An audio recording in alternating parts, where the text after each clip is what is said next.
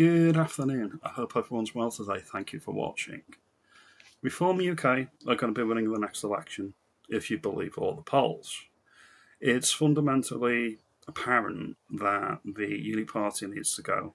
There's either what's left of the Conservative Party or Labour. I'm going to play you a clip in a minute or so from a Midlands MP, Atonia Vance. She was on TV earlier this week trying to rip into Reform UK, accusing them of being racist because they have the audacity to let Robert Jenrick into the party. This is very low resolution, this is very low IQ, take from an MP, and I'm actually embarrassed that she's actually in our parliament as an MP because it is so dim-witted. You can take that to the bank. And the implication is the reason why they never moved on grooming gangs, they don't see a problem with mass migration or anything like that, is because they are the decent ones. And they are the decent people. And people like me, or people like you, are not decent people. This is the implication. This is what she gets into. Without further ado, I'm going to play the clip now. So here it is.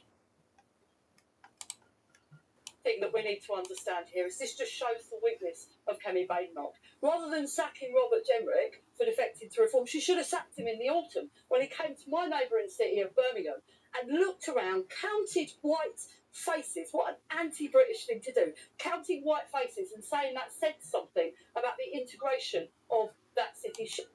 It does. It says something fundamental. Okay, Indigenous British people are white. Indigenous European people are white. So what this midwit is articulating is if you notice demographic substitution of people, you're not decent. If you notice that people from different cultures who do not look like me may have different wants and needs from the indigenous population, you are fundamentally beyond the pale and you are not decent. This is very, very low resolution, and I have no doubt that this is specific, and it's for a very, very real reason. They cannot dig into any detail. They cannot discuss race at all. It's actually in the Labour Constitution. If you notice anything like this, you are ejected from the party. This is why they are so strong on this. They see themselves as the great and the good. However, their previous constituency, the people that they were actually established to represent to begin with, the working class peoples of Britain, do not see it that way. You should have sacked him then, because decent people know that black Britons and Asian Britons are just as British as you and me, and if the decent people in politics, and never forget the Conservative Party gave us our first Asian Prime Minister.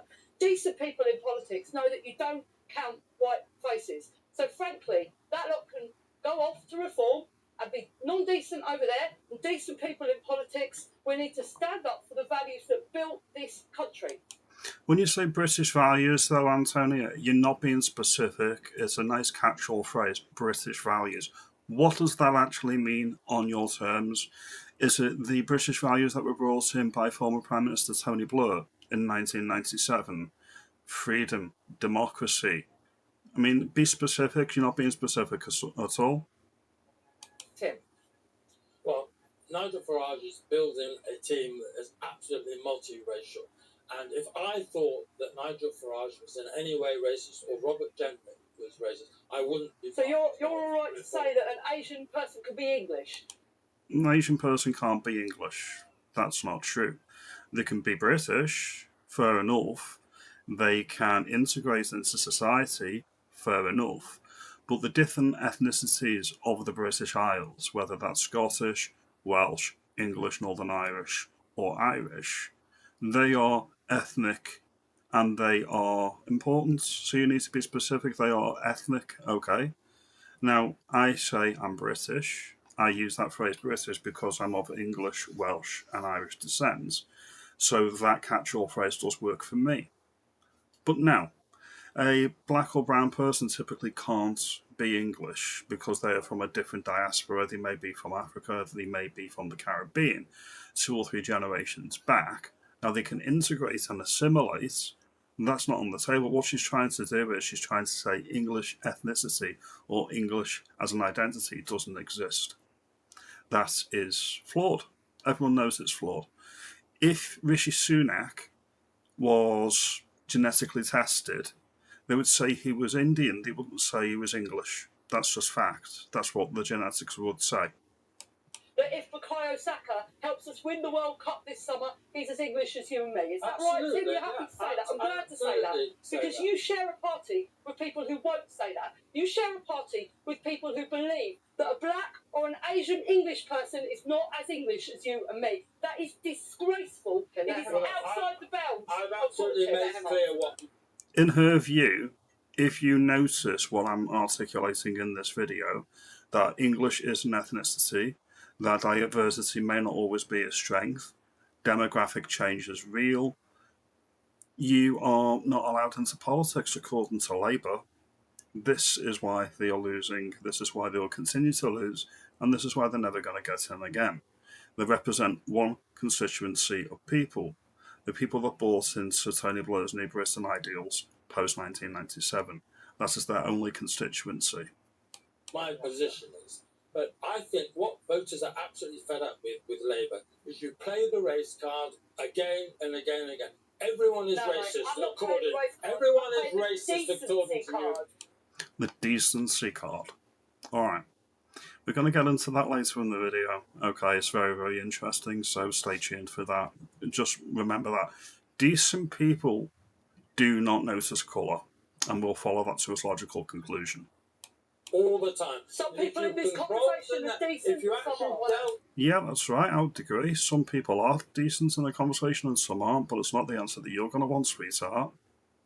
With the policy responses, the British people, if you control the nation's borders, you will be properly integrating our population together, and it's your failure to do that that is causing people to vote for reform. Not my failure, it's the failure of the guy that has just joined your party, the immigration minister under whom immigration soared. This is what they do as well, and I'm not going to defend Robert Jenrick here, but I am going to articulate the point that needs to be repeated. It's called collective responsibility. We all know that the civil service is running the shop. They write the speeches for the ministers, they prepare everything that they're going to say ahead of time, and they've got a permanent secretary to the Prime Minister and one to the Cabinet. These are civil servants, alright? They make sure and they articulate what they want policy to be, and the ministers merely sign off on it, and they're the four guys, which is why you can get into an obscene situation. We can get 6 or 7 prime ministers in 8 years, I think it was, 7 or 8 years. That's why, because as soon as it goes tits up, they just rotate a new prime minister and a new front person for the project. So we're going to leave this one here, and then I want to get into some of the points that she tried to make in the video, and we'll get into that now. So after that video, there's a few things that I want to fall back on now. Very, very low resolution take from Atonia Vance there. What she's asserting is, if you notice demographic replacement or change in your particular country, then you are beyond the pale. You are uncivilized, you are uncultured, and you are not worthy of airtime. That is the uni-party position that's across the Tories and the Labour Party. They don't want you on board. It's very much a callback to when David Cameron called the UKIP voters a basket of loonies, nutters and fruitcakes, that sort of thing, or the deplorables remark from Hillary Clinton 2016. It's very much the same thing. You're not allowed to notice differences in people. Now, I'm of the view that integration is important, and if you notice that the white British man and woman has become a minority in their own urban centres, that's all over the country, by the way. Just look at this. This is just England and Wales, but the red areas is where you've had a demographic collapse in the white British population, and that's between 1981 and 2021. It is a similar story in Glasgow, up in Scotland, and Edinburgh. Essentially any urban city anywhere in the UK, you get the same story. Now, if I notice that we are being pushed out of these areas, that's not necessarily a bad thing. In fact, it's a failure of government policy. there should be some sort of demographic security baked into our constitution for the British, the native British people. Now, people from different cultures, they may have different wants and they may have different needs from me or you. And noticing that is not racist. In fact, the truly racist people wouldn't care that you're calling them out and you're calling them racist. They'll probably wear that badge of pride and say, yes, I am racist. So that's the first point. Noticing skin colour isn't necessarily a bad thing, especially when we get into the grooming gangs. When you look at the grooming gangs here, most of them are of Pakistani heritage, either from Pakistan or of Pakistan ancestry. All right? This is another example of how cultures do not integrate. And if you listen to what she said in that clip, where she turned around and said, decent people don't notice colour. Decent people don't notice colour. That would mean that the police were racist because they are policing with fear and favour, not without fear and favour. All right? If you look at what happens in the major cities whenever they have the Islamics on the march, or you look at the grooming gangs, they didn't want to target the grooming gangs and actually bring them down because they were non-white. So the anti-racism on display here, which is basically white racism against the indigenous people, is Labour Party policy. So fundamentally, she's making the point and she's making the case here for a clear out of the blur out system and everything that goes with it. She's making the point that decent people do not notice colour. Fair enough, I'll take you on your word on that. Decent people don't notice colour. However, we'll get into this one now. Charlie Peters from GB News specifically said, from court transcripts from the victims of grooming gangs, there was a racial element and people were targeted, boys and girls, and it's still going on today. It's not over. It continues to happen on a daily basis. Were targeted because they were white. So that means the imported diaspora from Pakistan into the United Kingdom are indecent. They are not decent people. They are not built like you and me. And that could be said about a lot of people that have been imported into the United Kingdom in the past few years.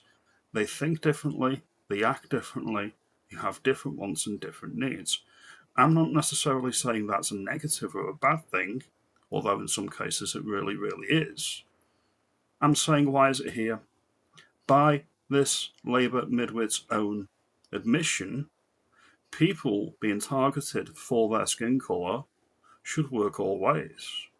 In a colourblind society, it's not about tipping the scales to the minority or minority interests, it's about a level playing field.